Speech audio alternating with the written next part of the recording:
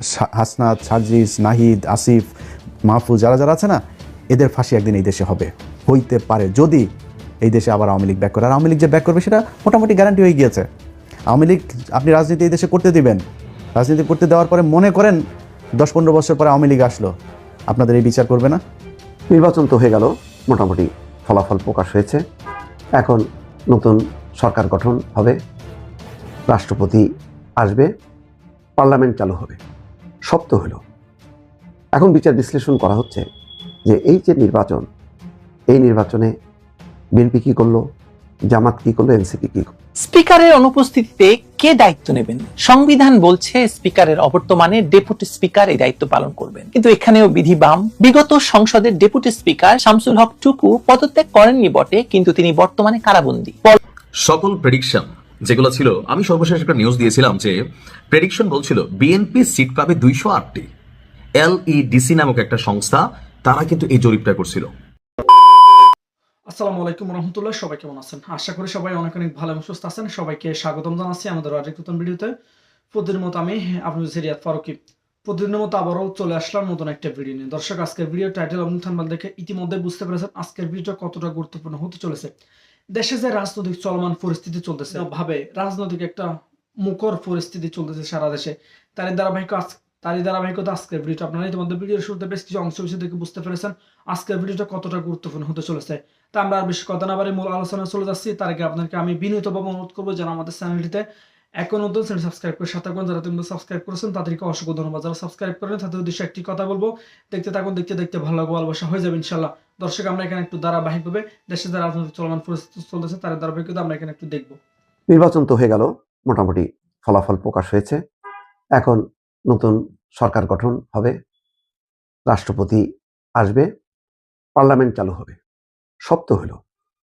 এখন বিচার বিশ্লেষণ করা হচ্ছে যে এই যে নির্বাচন, এই নির্বাচনে বিএনপি কি করলো, জামাত কি করলো, এনসিপি কি করলো। মোটা দাগে মনে হচ্ছে যে বিএনপি তো অবিস্মরণীয় ফলাফল করছে, তারপরেও তাদের আক্ষেপ থাকবে।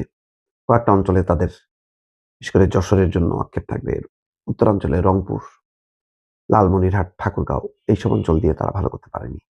ঢাকাতেও একটু টলমল অবস্থা। এই আক্ষেপ সত্ত্বেও বেশ কিছু জায়গা থেকে অস্বাভাবিক রকম তাদের ভালো ফলাফল আসছে, তার জন্য তাদের একটা তৃপ্তি থাকবে। জামাতে তো অকল্পনীয় 18 থেকে 68টা, অতৃপ্তি থাকার কথা না। তারপরেও তারা এমন ভাব দেখাচ্ছে যে ক্ষমতায় তো তাদেরই যাওয়া উচিত ছিল, কিন্তু ভোটটাও সুষ্ঠু ছিল, কিন্তু ফলাফলটা সুষ্ঠু ছিল না আর কি। ভোট সুষ্ঠু হয়েছে, ফলাফল সুষ্ঠু হয়েছে হয়নি। যাক, এসব বলার পরে তারপরে বলছে যে নির্বাচনে জিততেই হবে এমন গ্যারান্টি দিয়ে কখনো ভোট হয় না। যাই হোক, কিন্তু এনসিপির কি হবে? আপাতত মনে হচ্ছে যে এনসিপি 6টা আসন পাইছে, যেখানে 1-2টা আসন কল্পনা করা হচ্ছিল, সেখানে 6টা। কি হবে? আলোচনাটা সেখানেই। এনসিপি ভীষণ রকম বেকায়দায় পড়বে। এনসিপি এখন ন্যূনতম কারোর কোনো, এই ইউনূস সরকার বিদায় নেওয়ার পর আর কারোর কোনো সহযোগিতা পাবে না আমার ধারণা।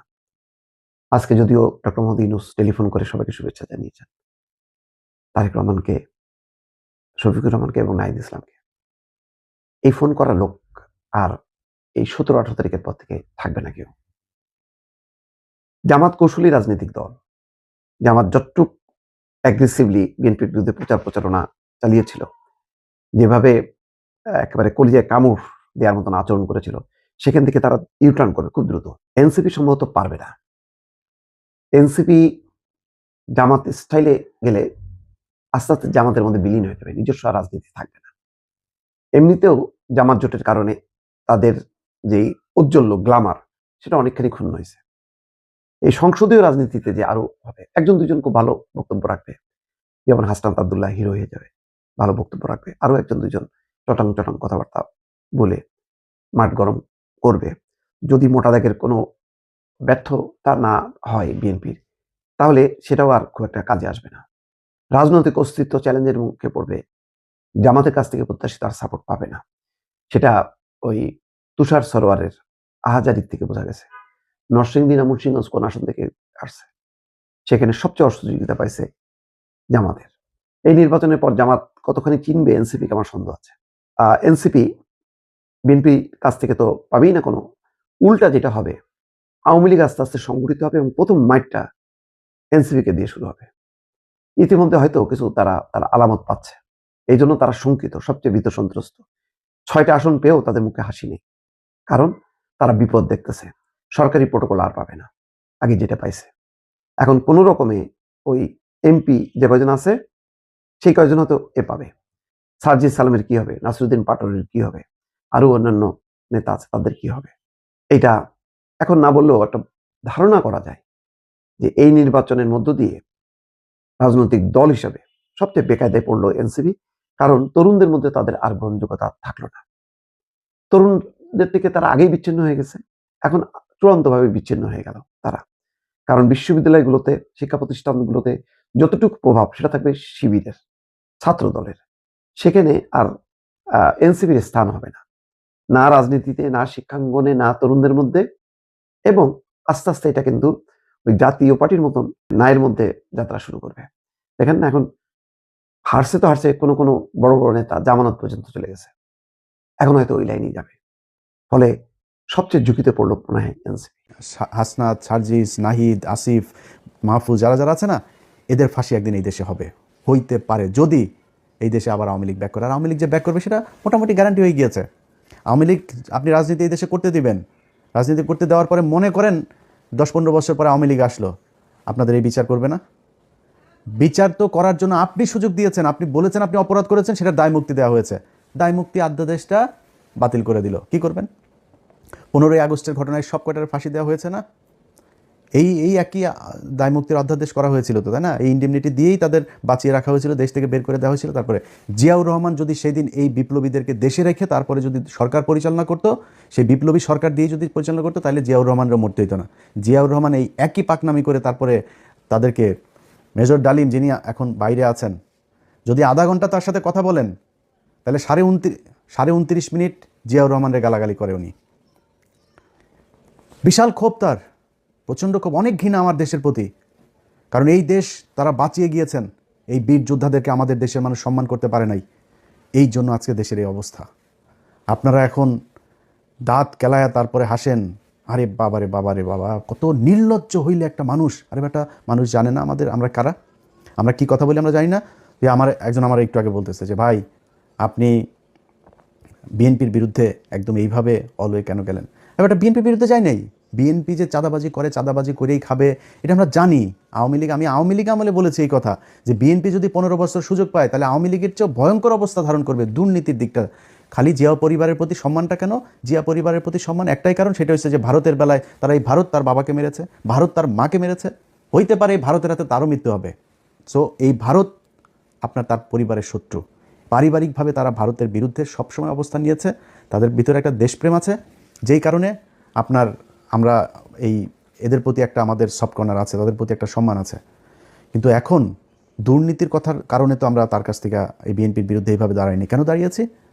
তিনি হঠাৎ করে এসে এখন বলছেন শেখ হাসিনার পরিবারের লোকজন চাইলে রাজনীতিতে ফিরবে। তারপরে আপনার হইলে আওয়ামী লীগ নাকি ওনাদের ভাই ভাই, নির্বাচিত হইলে সব মামলা তুলে নেবেন। আওয়ামী লীগের লোকজনের প্রতি কোনো ক্ষোভ নাই, তাদের কোনো কিছুই হবে না। তো সেটা যদি হয়, এখন হয়েছে, এখন সেটা হয়তো হবে। তো তাহলে তো এটা আমাদের সমস্যা। আমরা তো এই আওয়ামী লীগ আর ইন্ডিয়ার জন্যই তো আমরা এত কিছু করেছি। আমি যে আমার নিজের পরিবারের এই যে এতটা বছর নষ্ট করলাম, কেন? আওয়ামী লীগ আর ভারতের কারণে। আপনি সেই আওয়ামী লীগ তো মানে এটা সেপারেট কিছু না, Awami League it's self India. So আপনি আওয়ামী লীগকে আনবেন আর ইন্ডিয়া আসবে না, বিষয়টা তো এরকম না। যেই কারণে আপনাদের পক্ষে থাকার কোনো সুযোগ ছিল না, এবং আজকে নাই, এখান থেকে ফিরে না আসলে সামনেও থাকবো না। আপনার মনে করার কোনো কারণ নাই যে ওই বিরানি আলমদের মতন আপনার 5 বছর আগে বলবো যে তারেক রহমান লন্ডনে কে যেন ওইটা যে ভাবসাব নিয়ে কথা বলছে না আপনার ওরা, এখন তারেক রহমানের পাচাটে। এটা ইলিয়াসের দেওয়া হবে না, এটা আপনারে দেওয়া হবে। এই ইলিয়াসের পেটের মধ্যে হারাম ঢোকানো বহুত কঠিন জিনিস। সো এটা আপনাদের দেওয়া হবে। আপনারা হাসি খুশি তারপরে এখন খুব মজায় থাকবেন, মজা। এটা আপনারা জন্ম নিয়েছেন অসৎ পয়সা, হারাম টাকা, মানুষের কুকুরের মতো লাথি উষ্টা খায় তারপরে তার পায়ে চাটা ধরে বসে থাকার জন্য। আমাদের এই জন্য জন্ম হয় না। আল্লাহ যেন ওই রাস্তায় জীবনে কোনোদিন না নেয়। জীবনের সবচাইতে খুব খারাপ পরিস্থিতির ভেতরে দাঁড়ায়ও নিজের আদর্শ যেটা, ওইটা ধরে রাখবো। এইটা সারা জীবন করবো, আজকে করছি, পরেও করবো। জামাত ইসলাম আজকে হেরে গিয়েছে না, হারানো হয়েছে তাদেরকে। এই জামাত ইসলামের খুব খারাপ ভয়ঙ্কর পরিস্থিতিতেও ছিলাম, সামনেও থাকবো যতক্ষণ পর্যন্ত দেখবো যে না এই লোকগুলি সৎ। আমার যদি আপনি এখন ইন্ডিয়ার বিষয়টা না আনতেন, আমি বিএনপির সাথে জামাতের বিষয়টা এইভাবেই করতাম না। কিন্তু যেহেতু আমি নিজের চোখে দেখছি এই দেশের, এই ভারতের হাতে, আমার শত্রু ভাই পৃথিবীতে আমার কোনো শত্রু নাই, আমার শত্রু একটাই, সেটা হচ্ছে ভারত। এই ভারতের বিরুদ্ধে যারা, ভারত যাদেরকে অপছন্দ করে, আমি তাদের দলে। সো তারা স্পষ্ট অবস্থান নিয়েছে, তারা সরাসরি বলেছে যে খালেদা পুত্র ভারতের সাথে সমঝোতা করে দেশে ঢুকেছে। তাদের পত্রিকা নিউজ করেছে। এই কয়েকদিন আগে তাদের এক মিলিটারি অফিসার, খুব ঊর্ধ্বতন অফিসার, রিটায়ার্ড, সে বলেছে যে যেদিন বলেছে যে দিল্লি না ঢাকা, ঢাকা ঢাকা, দিল্লি না পিন্ডি, ঢাকা ঢাকা ঢাকাই, ঢাকা না পিন্ডি, ঢাকা ঢাকা, এটা যেদিন বলেছে সেই দিনই বিএনপি শেষ হয়ে গিয়েছে, সেদিনই বিএনপি ভারতের পক্ষে চলে এসেছে। মিলিটারি অফিসার বলেছে এই কথা। তো এর মানে হলো কি যে আপনার ভারতের সাথেও তাহলে নিশ্চয়ই কিছু একটা হয়েছে, আমরা তো সেটা এখনও জানি না সেই ঘটনা কি হইলো, আসলেই কি। তো এই জিনিসগুলি আমরা দেখলাম সেই শুরু থেকে এখন পর্যন্ত। তো দেখে একটা নির্বাচন হইল, এবং সেই নির্বাচনের মধ্যে যদি নাকি মিনিমাম আপনাদের লজ্জাবোধ থাকতো বা সততা বোধ থাকতো, তাহলে নির্বাচন শুরু হওয়ার আগের থেকে 2 মাস ধরে যখন এই যে মানুষগুলোকে আপনার করা হচ্ছে, হুমকি দেওয়া হচ্ছে, ঘর থেকে বের হইতে পারবে না, ঘর থেকে বের হইলেই কিন্তু পা ভেঙে দেওয়া হবে, ভোট কেন্দ্রে ধানের শীষের লোক ছাড়া কাউকে যেতে দেওয়া হবে না, এই এই এই হুমকিগুলো দিয়েছে না। এই হুমকি দেওয়ার পরে বিএনপি থেকে কোনো ব্যবস্থা নেওয়া হয়েছে? তারেক রহমান দেশে যাওয়ার পরেও কোনো ব্যবস্থা নেওয়া হয়েছে? কিছুই করা হয় নাই। তাহলে ঘটনাটা কি দাঁড়াইলো? ঘটনা দাঁড়াইল আপনারা এরকম একটা নির্বাচন করেই ক্ষমতায় আসতে চেয়েছেন। সো এত ভাব মারার কিছু নাই তো, চুরি করে এসেছেন ক্ষমতায়, চুরি করে ক্ষমতায় দেখেন থাকেন। আল্লাহ যা করে ভালোর জন্য করে। যদি নাকি মনে করেন যে এই সামনের দেশ চালানোটা এত সহজ হবে, এত সুন্দর এক দেশ আপনাদের জন্য রেখে গেল এই বালের সরকার একটা, এটা মনে করার কোনো কারণ নেই। প্রতিটা পদে পদে টের পাবেন। আপনার যেই ভালোবাসার সাংবাদিকরা আপনাদের এখন আছে, সেই সাংবাদিকরাই বুঝাই দিবে, এরাই বুঝাই দিবে আপনাদেরকে কি জিনিস তারা। স্পিকারের অনুপস্থিতিতে কে দায়িত্ব নেবেন? সংবিধান বলছে স্পিকারের অবর্তমানে ডেপুটি স্পিকার এই দায়িত্ব পালন করবেন, কিন্তু এখানেও বিধি বাম। বিগত সংসদের ডেপুটি স্পিকার শামসুল হক টুকু পদত্যাগ করেননি বটে, কিন্তু তিনি বর্তমানে কারাবন্দী। পল্টন থানার মামলায় তিনি গ্রেপ্তার হয়ে জেল হাজতে আছেন। একজন কারাবন্দী ব্যক্তি যিনি নিজেই আইনি প্রক্রিয়ার জালে আবদ্ধ, তিনি এসে নতুন এমপিদের শপথ পাবেন। সংসদ সচিবালয়ের সচিব কানিজ মাওলা জানিয়েছেন বিষয়টি প্রক্রিয়াধীন এবং সরকার সিদ্ধান্ত নেবে কে এই শপথ পড়াবেন। কিন্তু সরকার চাইলেই কি হুট করে কাউকে দায়িত্ব দিতে পারে? সংবিধানের 148-এর 1 অনুচ্ছেদ স্পষ্ট করে বলেছে বিদায়ী স্পিকারের কথা। তবে 148-এর 2 অনুচ্ছেদে একটি ছোট্ট জানালা খোলা আছে, যেখানে বলা আছে স্পিকারের মনোনীত কোনো ব্যক্তিও শপথ পড়াতে পারেন। এখন স্পিকার নিজেই যখন পদত্যাগ করে আত্মগোপনে আছেন, তখন তিনি কাকে মনোনয়ন দেবেন? আর তিনি যদি মনোনয়ন নাও দেন, তবে সংবিধানের 148-এর 2-এর ক অনুচ্ছেদে শেষ ভরসা হিসাবে প্রধান নির্বাচন কমিশনার বা সিইসির কথা বলা আছে, বা সেখানে সময়সীমাও বেঁধে দেওয়া হয়েছে। গেজেট প্রকাশের 3 দিনের মধ্যে স্পিকার তার লোক ব্যর্থ হলে পরবর্তী 3 দিনের মধ্যে প্রধান নির্বাচন কমিশনার শপথ পড়াবেন। অর্থাৎ সংবিধানের মার প্যাচে শেষ পর্যন্ত হয়তো সিসি নাসিরউদ্দিন তার কাঁধেই এই ভার পড়তে পারে, কিন্তু ততক্ষণে জল অনেক দূর গড়িয়ে যাবে। আর এই পুরো প্রক্রিয়ার বৈধতা নিয়ে প্রশ্ন তোলার সুযোগ থেকে যাবে সরকারের বিরোধী পক্ষের হাতে। ত্রয়োদশ জাতীয় সংসদ নির্বাচনের পাশাপাশি একটি গণভোট অনুষ্ঠিত হতে পারে। সেই গণভোটে যদি জনগণ সংবিধান সংস্কারের পক্ষে রায় দেয়, মানে হ্যাঁ ভোট দেয়, তবে নির্বাচিত এমপিদের নিয়ে একটি সংবিধান সংস্কার পরিষদ গঠন করতে হবে, মানে গণপরিষদ গঠিত হবে। তখন তাদের শপথের ধরন কি হবে? তারা কি এমপি হিসাবে একবার শপথ নেবেন, আরেকবার সংস্কার পরিষদের সদস্য হিসাবে আরেকবার শপথ নেবেন? প্রধান উপদেষ্টার বিশেষ সহকারী আলী রিয়াজ বিষয়টি সহজ করার চেষ্টা করেছেন। তিনি বলেছেন যিনি এমপিদের শপথ পড়াবেন তিনিই সংস্কার পরিষদের শপথ পড়াবেন, তিনিই গণপরিষদের শপথ পড়াবেন। কিন্তু কথাটি বলা যত সহজ, সাংবিধানিক এবং আইনি কাঠামোতে সেটি বাস্তবায়ন করা কতটা সহজ হবে? এই নতুন কাঠামোর সাংঘর্ষিক অবস্থান ভবিষ্যতে বড় আইনি জটিলতা তৈরি করবে, কোনো সন্দেহ নেই। অন্যদিকে সরকারের নীতি নির্ধারণী মহলে কান পাতলে শুনতে পাবেন যে আইন এবং সংসদ বিষয়ক উপদেষ্টা আসিফ নজরুলের নামটি ফিসফিস করে উচ্চারিত হচ্ছে। অন্তর্বর্তীকালীন বিশেষ বিধান বা অধ্যাদেশ জারি করে সংসদ সচিবালয়ের প্রশাসনিক এবং আর্থিক ক্ষমতা তাকে দেওয়া হয়েছে, কিন্তু প্রশাসনিক ক্ষমতা আর স্পিকারের লেজিসলেটিভ বা শপথ পড়ানোর সাংবিধানিক ক্ষমতা এক নয়। অধ্যাদেশের মাধ্যমে একজন উপদেষ্টাকে স্পিকারের প্রশাসনিক কাজ চালানোর ক্ষমতা দেওয়া হলেও তিনি কি নির্বাচিত জনপ্রতিনিধিদের শপথ পড়ানোর মতো মর্যাদাপূর্ণ এবং সাংবিধানিক কাজটি করতে পারেন আসিফ নজরুল। এটি নিয়ে সংবিধান বিশেষজ্ঞদের মধ্যে যথেষ্ট মতভেদ রয়েছে। উপদেষ্টার সম্মতি বা প্রধান উপদেষ্টার অনুমোদন নিয়ে রাষ্ট্রপতির আদেশে হয়তো কাউকে দাঁড় করানো যাবে বা করবে, কিন্তু সেটিও কতটা সর্বজন গ্রাহ্য হবে তা নিয়ে সংশয় থাকছেই। এই পুরো আইনি জটিলতার পেছনে মানবিক এবং রাজনৈতিক ট্র্যাজেডিটাও উপেক্ষা করার মতো নয়। আগামী দিনে যদি নির্বাচন হয়ও, মানে 12 তারিখে, সেই নির্বাচনের গ্রহণযোগ্যতা নিয়ে যেমন প্রশ্ন থাকবে, তেমনি নির্বাচিতদের শপথ গ্রহণ অনুষ্ঠানটি ঘিরেও তৈরি হবে এক ভয়ঙ্কর প্রশ্নবোধক নাটকীয়তা। একদিকে কারাগারে থাকা ডেপুটি স্পিকার, অন্যদিকে আত্মগোপনে থাকা স্পিকার, আর মাঝখানে আইনি বৈধতা খোঁজার মরিয়া চেষ্টা। সব মিলিয়ে পরিস্থিতি এখন বেশ ঘোলাটে। শেষ পর্যন্ত হয়তো প্রধান নির্বাচন কমিশনারকেই ত্রাতা হিসাবে আবির্ভূত হতে দেখা যাবে, কিংবা বিশেষ কোনো অধ্যাদেশ জারি করে নতুন কোনো পদ বের করা হবে।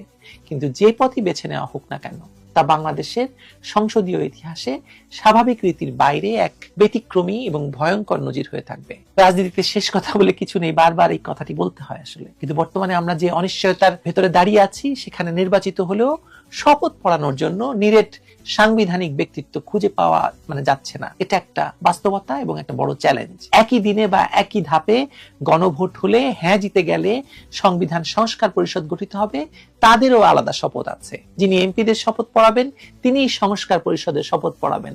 একথা একটু আগে বলেছে, আলী রিয়াজ বলেছে। অর্থাৎ শপথ পাঠকে ঘিরে যে প্রাতিষ্ঠানিক পথ আপনি বেছে নেবেন, সেটি পরের ধাপে সংস্কারের রাজনীতির লিগ্যাল প্ল্যাটফর্ম নির্ধারণ করবে। এখানে যদি ভুল হয়, শর্টকাট নেয়, পরবর্তীকালে প্রতিটি সিদ্ধান্ত আদালত, রাজপথ এবং আন্তর্জাতিক মহলে প্রশ্নবিদ্ধ হবে। আরো একটি সূক্ষ্ম দিক আছে, সময় ব্যবস্থাপনা। গেজেট 3 দিন, তারপর 3 দিন, এই 6 দিনের উইন্ডোতে যদি প্রশাসন ইচ্ছাকৃতভাবে টালবাহানা করে বা বিরোধীরা এই প্রক্রিয়াটা ভাঙার চেষ্টা করে, যারা পরাজিত হবে তারা যদি এটা নিয়ে রাস্তায় নামে, পুরো নির্বাচন উত্তর প্রক্রিয়াটা, বৈধতা নতুন করে সংকটে পড়বে। অতএব যে পথই নেওয়া হোক না কেন, স্বচ্ছ টাইমলাইন, প্রকাশ্য নোটিফিকেশন এবং মিনিমাল ডিসক্রিশনারি পদক্ষেপ, এই 3টি নীতিই হয়তো বিশ্বাসযোগ্যতার ন্যূনতম শর্ত হবে, কিন্তু সেটি তো দেখাতে পারবে না বর্তমান সরকার। বিষয়টি আসলে কোনো শপথ অনুষ্ঠানের আচার নয়, শুধু এটি একটি নীতিগত পরীক্ষা। সংকটের মুহূর্তে রাষ্ট্রযন্ত্র নিজের লেখা নিয়ম মেনে চলতে পারে কিনা, সংবিধানে যে সিঁড়ি এঁকে দিয়েছে আমাদেরকে, সেটি ধরে যদি হাঁটা যায়, তাহলেই একটা বিচক্ষণ পথ নেওয়া হবে। স্পিকার অথবা স্পিকারের মনোনীত ব্যক্তির মাধ্যমেই শপথ সম্পন্ন করাটাই হবে সমীচীন, যদি নির্বাচন হয় এবং শপথ পড়াতে হয়। আর বাস্তবে সম্ভব সেটা না হলে 74(3) অনুযায়ী ডেপুটি স্পিকারকে দায়িত্ব পালনের সুযোগ দিতে হবে, এবং সেটিও নির্ধারিত সময়ের মধ্যে, না হলে সিএসসি। যাই হোক, পরিস্থিতি এখন উত্তপ্ত, পক্ষপাতের অভিযোগ ভয়াবহ। তাই সবচেয়ে কম কথার, সবচেয়ে বেশি নিয়ম ভিত্তিক পথটা আমাদের আসলে দরকার। ইউনূস সরকার শপথ পড়ানোর মানুষ খুঁজছে, এটা হচ্ছে মূল কথা। কিন্তু আমার মনে হচ্ছে এবারও সরকার সংবিধান কিংবা কোনো নিয়ম নীতির ধার ধারবে না। সকালে উঠে যাকে সামনে পড়বে তাকেই ধরে এনে বলবে, নেন তো একটা শপথ পড়ায় দেন। সেটা আসিফ নজরুল হলে আসিফ নজরুল, কিংবা ধরেন ওই যমুনার কোনো একজন দ্বাররক্ষী, আমি তাকে অসম্মান করছি না, তিনিও রাষ্ট্রের একজন নাগরিক, তাকে দিয়েও হয়তো শপথ পড়িয়ে ফেলবে ইউনূস সরকার। এটাই নিয়ম হয়ে দাঁড়াবে তখন। সালাম আলাইকুম। সকল প্রেডিকশন যেগুলো ছিল, আমি সর্বশেষ একটা নিউজ দিয়েছিলাম যে প্রেডিকশন বলছিল বিএনপি সিট পাবে 208টি। LEDC নামক একটা সংস্থা, তারা কিন্তু এই জরিপটা করছিল। আপনি দেখেন কিভাবে কাটায় কাটা মিলা গেছে। বিএনপি সিট পাবে 208টি, আর জামাত পাবে 46, এবং তাদের শরিকরা মিলাজিলা 55 প্লাস মাইনাস তাদের আসন সংখ্যা হবে। আর অনেক আসনে হয়তো অন্যান্যরা পাশ করবে। তবে এই জরিপটা 297টি আসনের চূড়ান্ত ফলাফল যখন আমরা পাইলাম, তখন দেখলাম যে 209টিতে বিএনপি এবং জামাত ইসলামী 68টিতে তারা আপনার বিজয়ী হয়েছেন। জাতীয় নাগরিক পার্টি পেয়েছে 6 আসন, আর এখন মন্ত্রিসভার অপেক্ষা। তো প্রশ্ন হচ্ছে, নির্বাচন তো হয়ে গেল, সরকার কবে গঠন হচ্ছে? আসুন দেখি। একটা গ্যাজেট প্রকাশ হবে, সেই গ্যাজেট প্রকাশের পর শপথ নেবেন নির্বাচিত সংসদ সদস্যরা। এরপর শুরু হবে নতুন সরকার গঠনের প্রক্রিয়া।